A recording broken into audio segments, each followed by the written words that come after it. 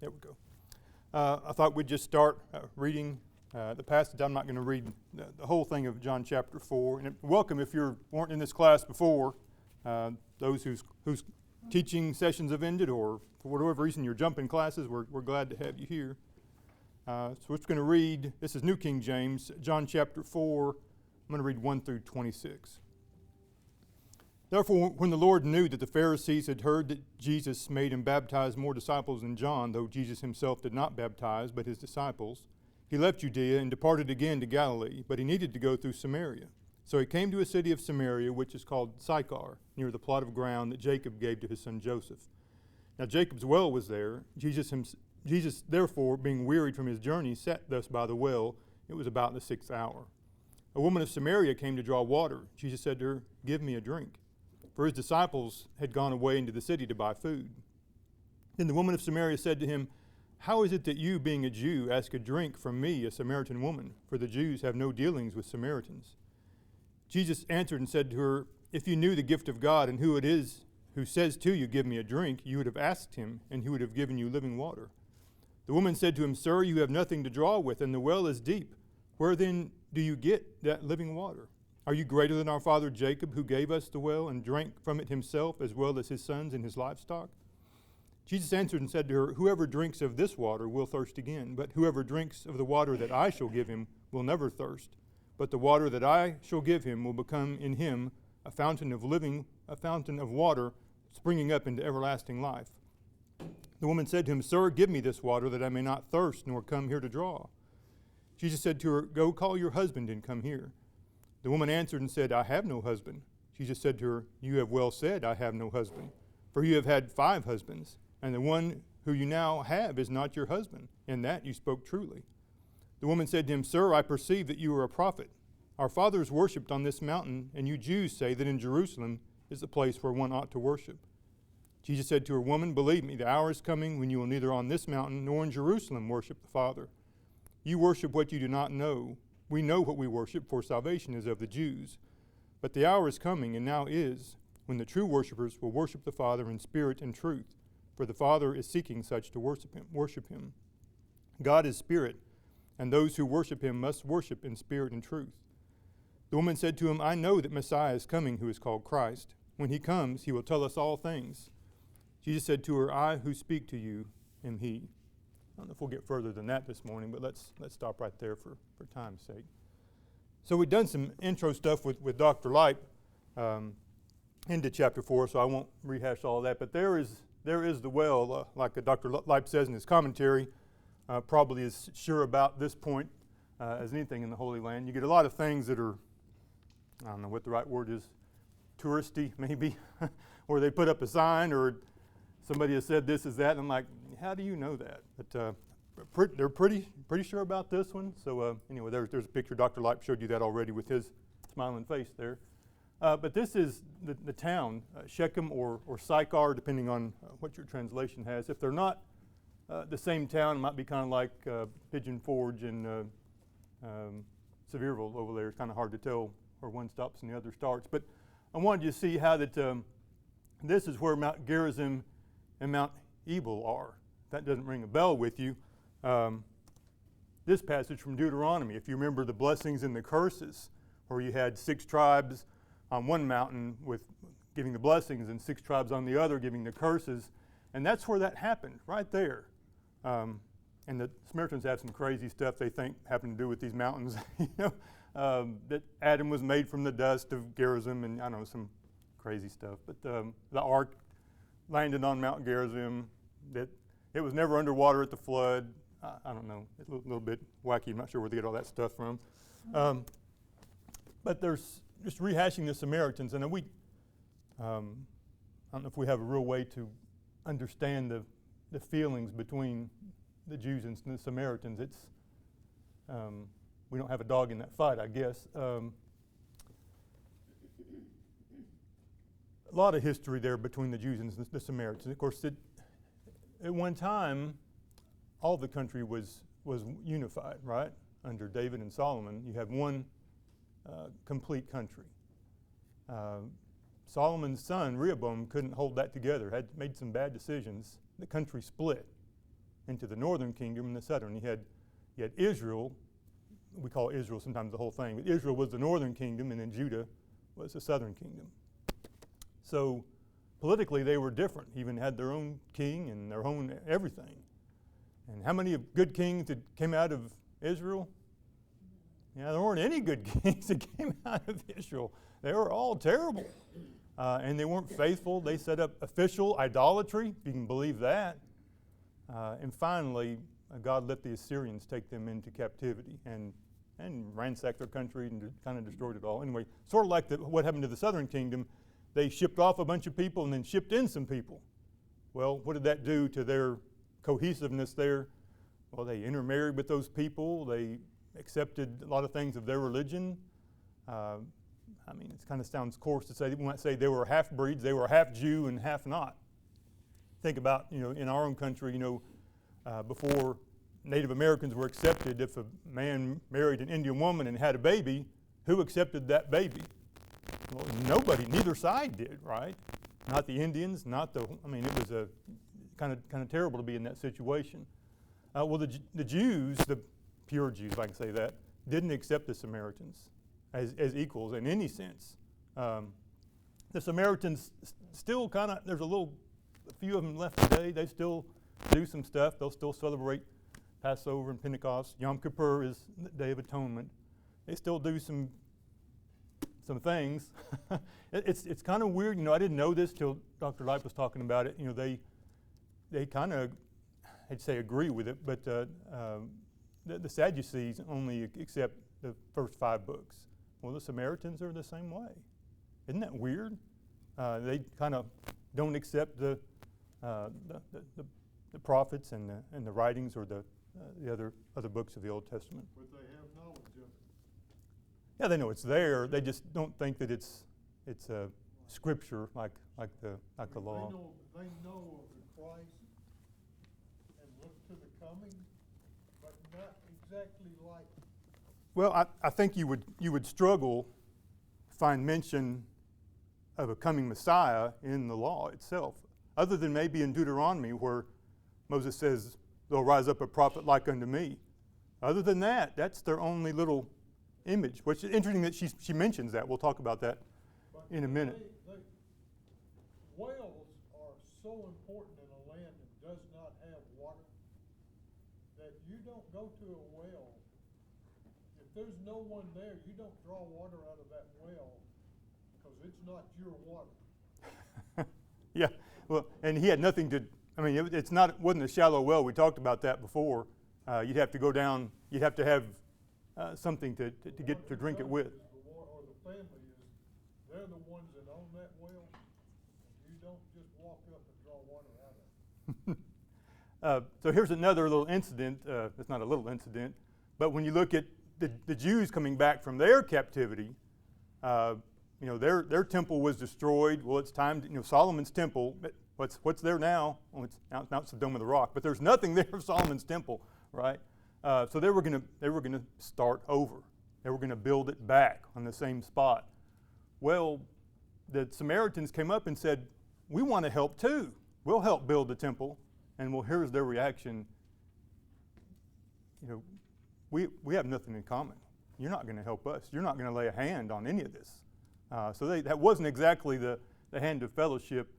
So you can see this conflict. It's even, I think I've got a picture in here somewhere. The Samaritans decided they'll build their own temple. So on Mount Gerizim, they built a temple.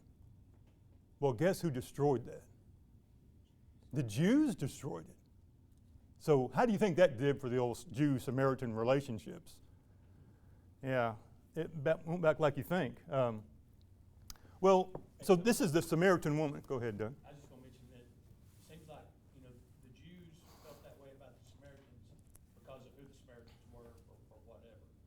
The Samaritans felt the way they did about the Jews because of the way the Jews treated the Samaritans. Yeah, so there were some reasons which, and Jesus will use that to his advantage. When he talks about is it Luke 10, the parable of the Good Samaritan?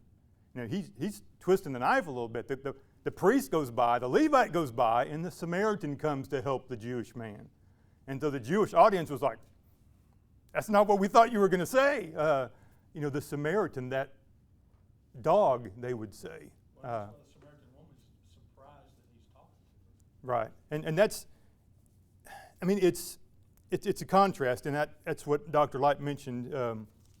It's in his notes here. He talks about, the chapter divisions are just man-made, right?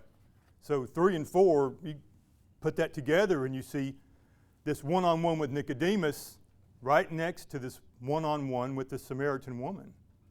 In the contrast, he mentioned, of course, he's a man, she's a woman. He's a Jew, she's a Samaritan.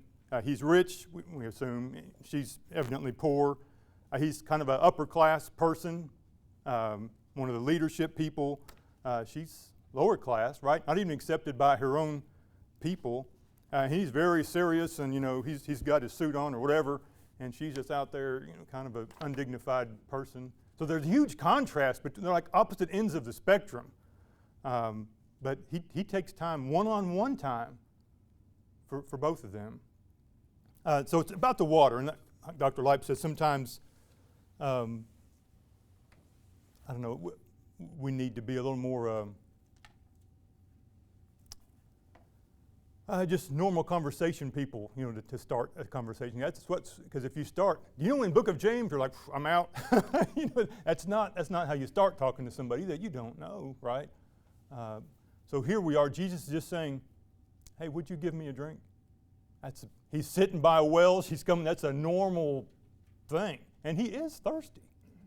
And I don't know why it strikes me funny. It's like all 12 of them go to buy food. I don't know. How much are they bringing back? I don't know. That strikes me funny. And maybe he just shoot them on. Y'all go on. I'll just wait here for you. So he's there, and a woman comes out. And if the 6th hour is 12 o'clock, which I would guess it is, I think the women of the city would already have gotten their water when it was cooler, and water's heavy. Was it 8 pounds a gallon? Something like that? Water's heavy. And so if you got to carry it, you do it when it's cooler in the day. So she's not doing that. She's coming when nobody else is there. So here she is, and she's like, you're asking me? Like she can't believe it. And we talked a little about drinking from the dipper or whatever. If you've ever been really thirsty, there comes a time where you don't care who just drank from that. You're all about it. You just need the water. When you really get thirsty, all that, we'll worry about the cleanliness some other time. Just give me a drink. He's thirsty. And of course, we know, apparently he never gets the drink, at least right now, until some time later. It's all turned into something more important. He's got bigger issues to talk about. And he just, I don't know if you want to call it, he's teasing it. He's like, if you knew who was talking to you, you'd ask him for living water. He's saying, I've got something. Is it Muscle the Shovel where he has the donuts? Am I remembering that right? And he says, I've got something even better than this. He's a little tease about it. I've got more information for you. I've got something else. Jesus is a pretty good example, obviously, on how to reach people. And she says, she's looking at him like, you don't have anything. Where are you going to get water from? What have you got? She's ready with her, whatever she's got. So she's thinking physically. We understand that. She has no reason to think otherwise just yet. Can't remember which slides come which. I should get in presentation mode. But here he says, this is King James obviously, whoever drinketh of the water that I shall give him shall never thirst. But the water that I shall give him shall be in him a well of water springing up into everlasting life. I guess it's true. I don't know. We need JC in here. If a lot of Florida really was discovered for people looking for the, the fountain of youth, I don't know if that's true or not. But is there a fountain of youth where you drink from that water and you're going to live longer? No. There isn't. There isn't a fountain of youth. Quit looking for it. It's not vitamin water or whatever you want to drink. It's not going to make you live longer. But there's something else. There's eternal life, and that is a real thing. And that's what Jesus is talking about. Not a special water that's bubbly. And no. He says it's something else. And he mentions this again. This is a little bit of a theme, I guess, for Jesus, where he says, I'm the bread of life. He that cometh to me shall never hunger, and he that believeth on me shall never thirst. So there's that recurring, and maybe even again here in John 7. And he just stands up and says, if any man thirst, let him come to me and drink. And they're saying, where are your bottles of water? What do you have? He's using that in a figure of speech, obviously. He's got something to quench a different thirst, a different hunger maybe they don't even know they've got yet, but he's got the answer, different kind of water. So he's looking at the eternal, the spiritual side. She's hung up there on the physical. He's saying, this is great water here. It's great. You're going to get thirsty again. And you've done that, right? You're really thirsty and you drink a big bottle of water and it's not long till I didn't get enough. I need some more. I'm not done. Or sometimes if you're really thirsty and you drink a bottle of water, that bottle of water wasn't enough. You needed a little bit more. You were really dried out. But this water will quench all thirst forever. Here in Revelation, you see it there. They'll never hunger anymore or thirst anymore. That part of life is going to be over. No more thirsting. It's going to be different. So she's pretty interested in that, isn't she? She doesn't know really what he's talking about. What does she know? I don't know. She knows he said, well, this is physical water. You're going to thirst again. He's talking about eternal water and never thirsting again. And so I just threw this in there, a little curveball. I guess somebody said something the other day, maybe in a lesson I was listening to. What's God's goal for your life? He was talking about, difficult things that people face, maybe even traumatic things. And so you almost have to just hear somebody say this to you, but he said, it's not necessarily God's will for you to live to 100, be 100, or for your children to live to be 100, or for your grandchildren. That's not the goal. Right? That's great, I guess, if that happens. But what is the goal, right? Is it just to live a long time and be relatively happy and nothing ever happened to you? Yeah, you're shaking your head. No, that's not the end goal. So tell me, what's the end goal? It's to get to heaven, right? To live eternally. That's God's plan. It doesn't always work with our I don't want any problems or sicknesses. Or, that's a kind of a different path, right? God's path is like, this is where you need to be. Just get to heaven. If those other things happen or don't happen, that's okay. That is the goal. That's God's goal for your life. It's for you to be in heaven with Him. So she's interested. She says, Sir, I'd like some of that water. This is heavy.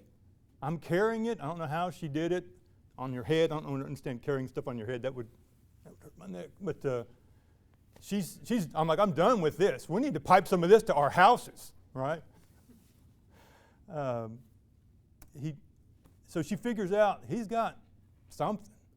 She's getting her attention a little bit. She's got something here, and he's the answer. Somehow, I don't really get it yet, right?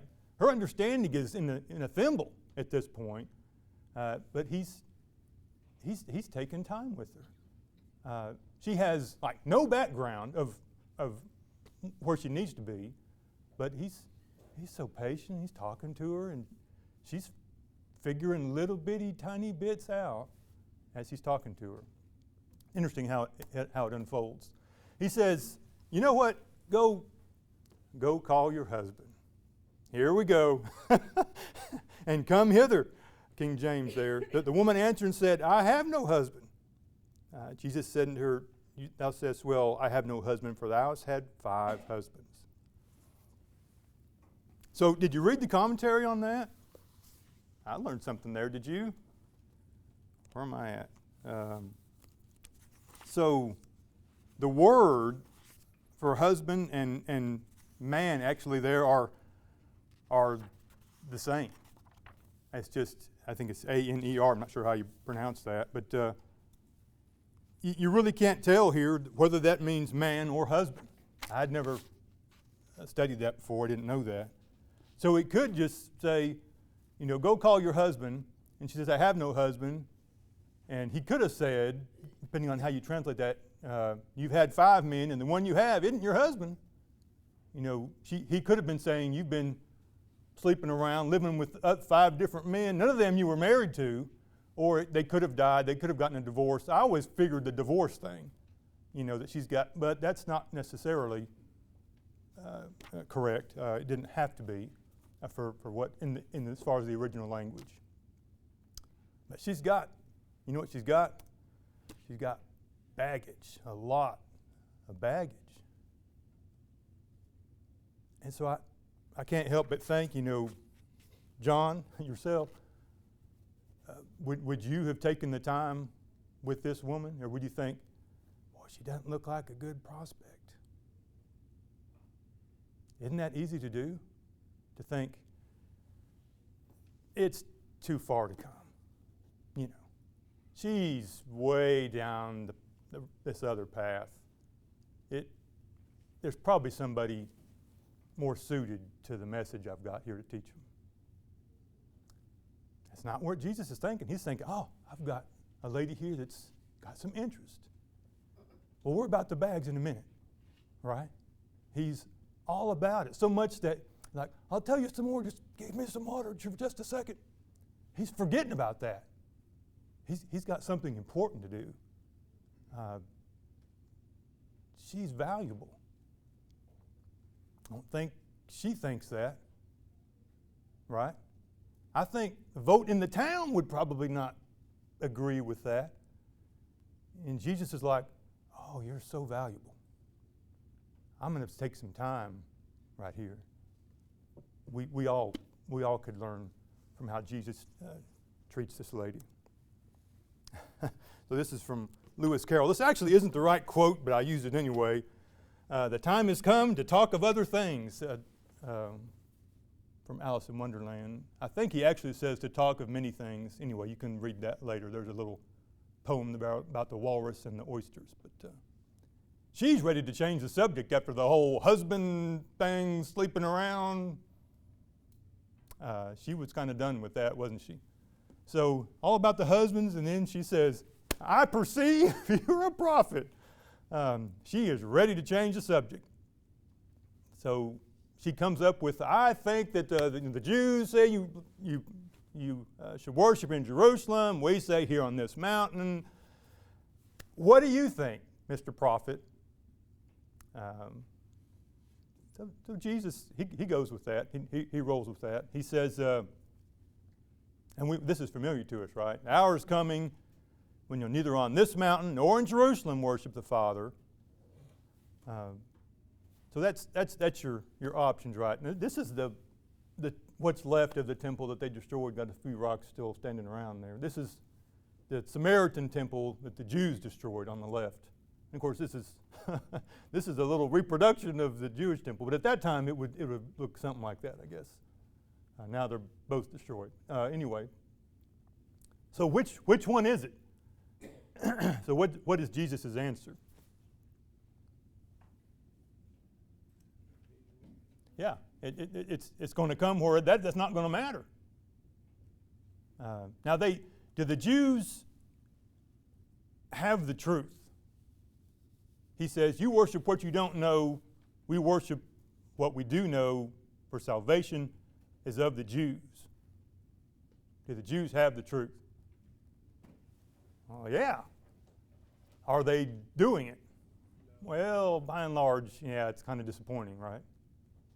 What does Jesus say? He looks at Jerusalem and he says, Jerusalem, Jerusalem, I'd really like to gather you in like a hen protecting her little ones. Was it Donald doing that devotional about the little chicken they had that had her big big babies under her wings. You know, she could barely get them under there, but she was trying to protect them. And that's so sad. He says, but you would not. They weren't interested.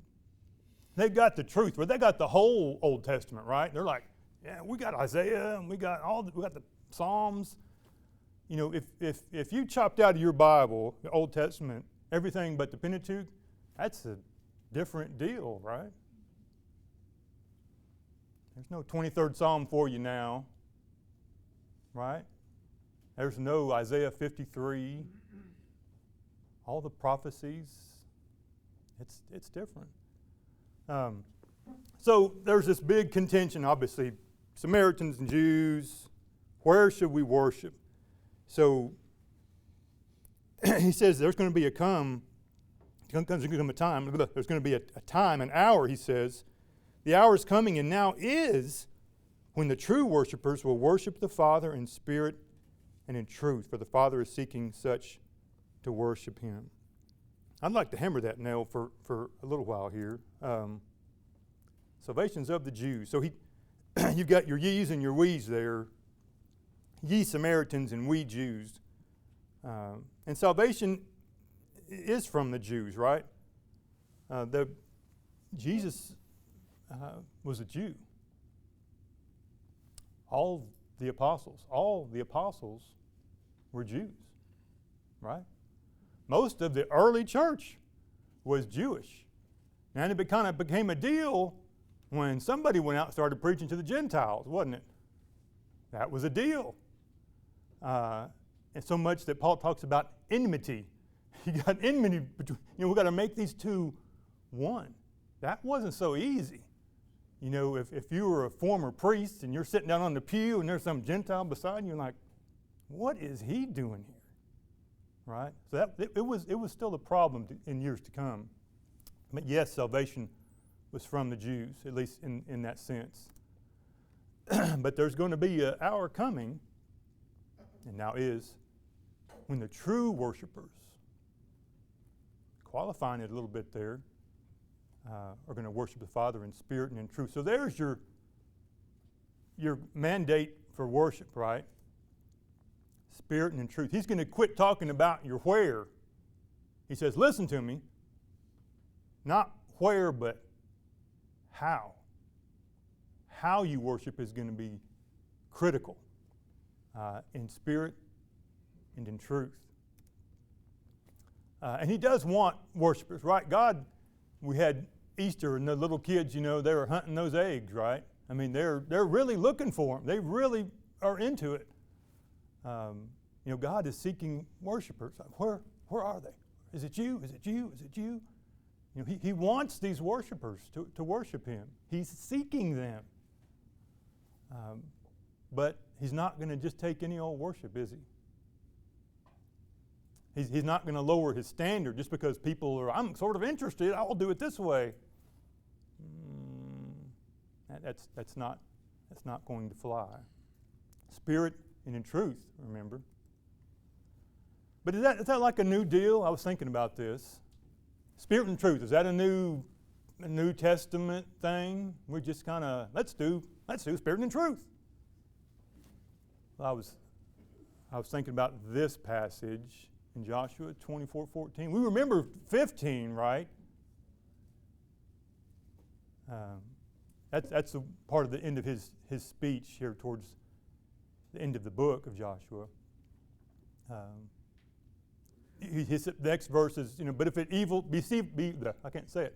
But if it seem evil unto you to serve the Lord, choose you this day whom you will serve, whether the gods your father served on the other side of the flood, or the gods of the Amorites in whose land you dwell. But as for me and my house, there's your amen here, we will serve the Lord. But in the verse right before that, he says, fear the Lord and serve him in sincerity and in truth. I think God wanted it way back then, didn't he? Want some sincerity and truth. Joshua was calling for it from Israel even way back then. So this is a little side. I pulled up the words for sincerity and truth from this passage. So we use the word integer sometimes. If you're a math teacher, you probably use it a lot. That's a whole number, right? It's doesn't have any point, whatever at the end of it. It's the whole thing. It's the truth. Sincerity and truth, that's tough to separate those two. But it's the whole thing, the entire thing. Truth, of course, that's going to be tough to define, I guess. But certainty, I like that. Can't define truth with truth, but stability, that's pretty good. Something dependable, it's the truth, it's the real thing. It's a Coca-Cola slogan, I guess. But that's what he was asking them to do. Worship in sincerity, serve him in sincerity and in truth. And this is King James. I don't know what translation you've got, but did you read that in the commentary? What doesn't belong in there? There's a word that shouldn't be there. What is it? Somebody's whispering it. The A is not there, right? I mean, it is in King James. Somebody put an A there.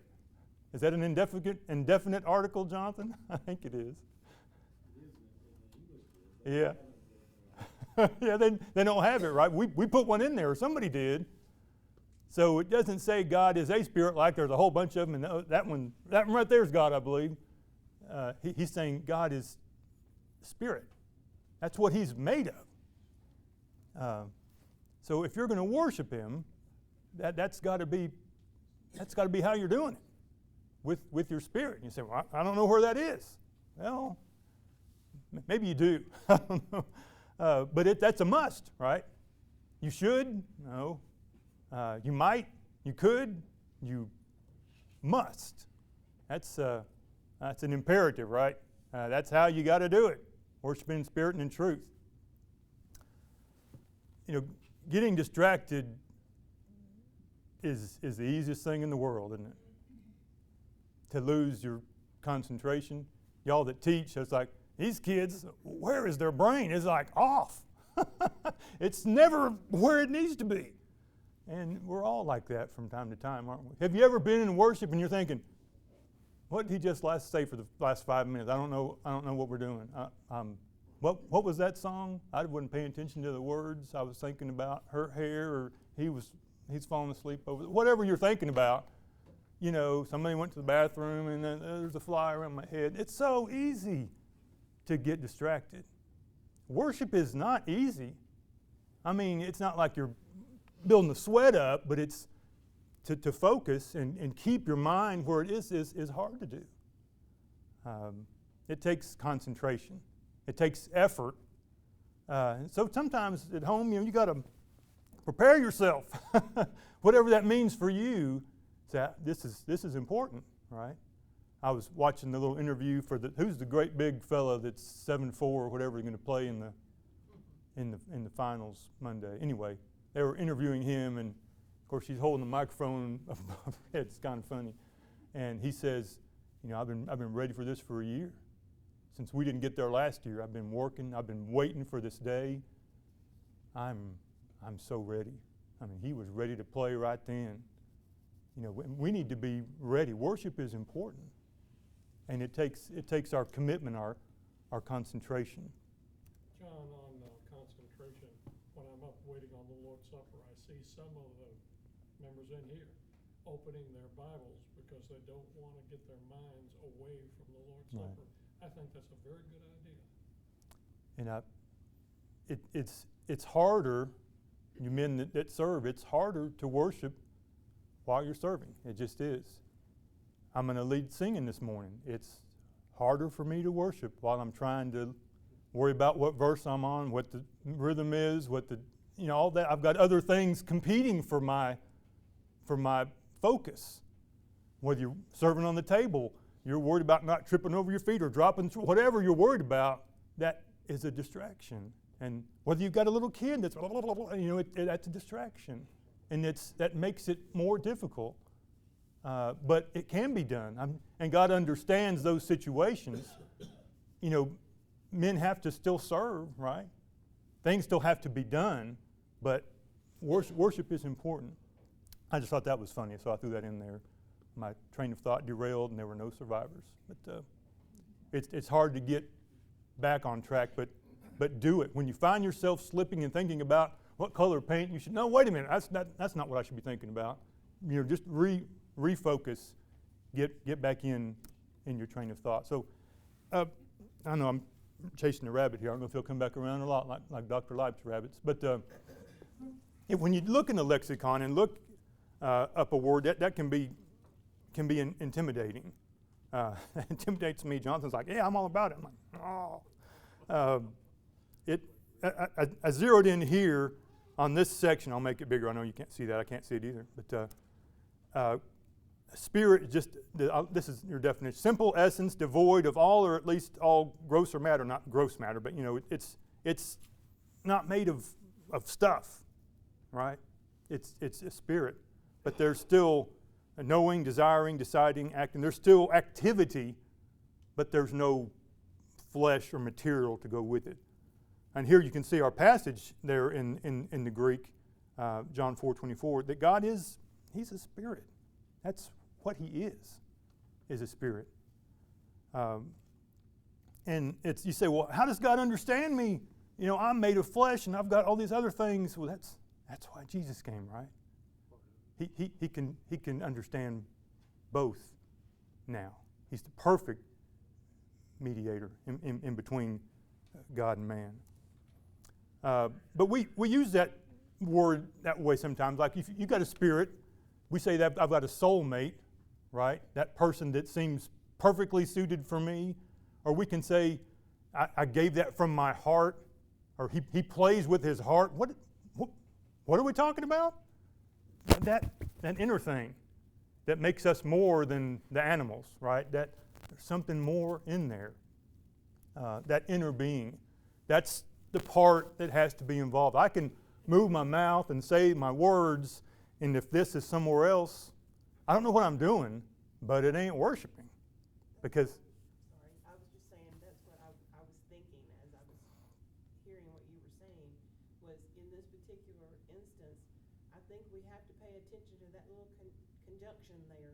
We can do it with the soul, from our heart, but if we're not doing it from the truth also, we're not doing it the way God wants us to. Yeah, good intentions. That's not going to get. I hate to say that quotation. I don't know who said that first. That the road to hell is paved with good intentions.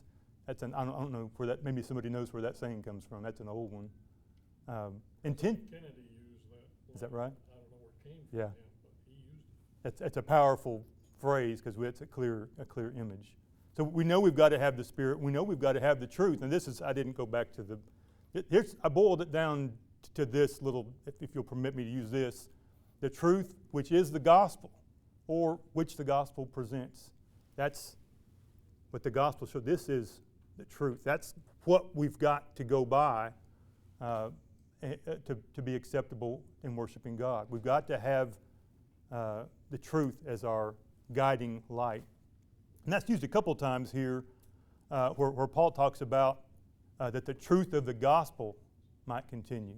That just kind of caught my attention. And there's another time, you remember when Peter didn't want to eat with the Gentiles once the Jews got there, and Paul gets in his face, and he says, you didn't walk uprightly according to the truth of the gospel. In other words, that gospel guidance, Peter, you were outside of that. You're not doing it right.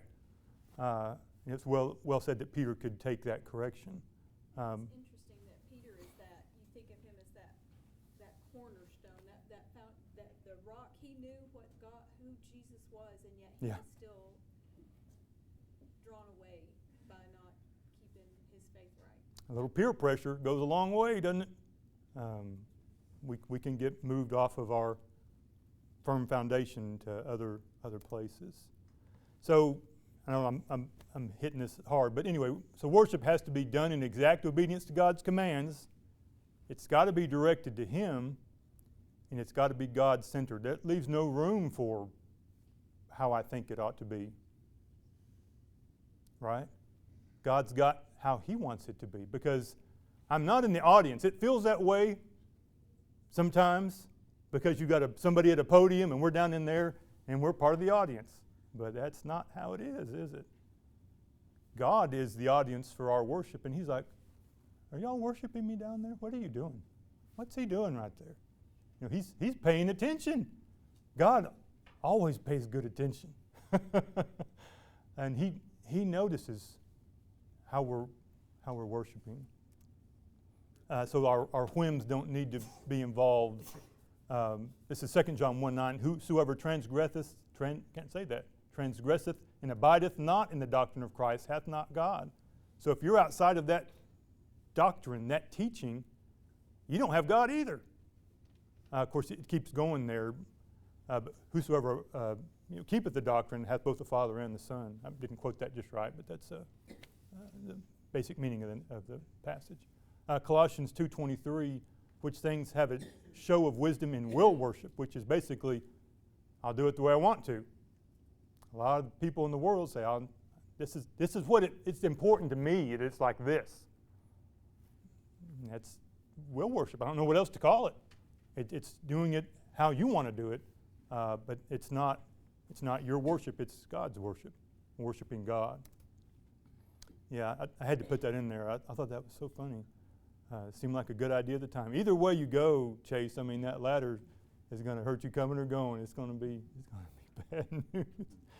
A lot of things we as in mankind change worship to be.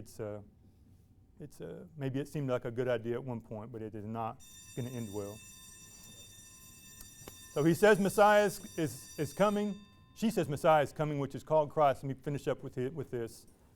He'll tell us all things. They didn't really believe in Messiah like the Jews did because they only had the first 5 books. So it was different. I think it was, he says it in there, what they called him.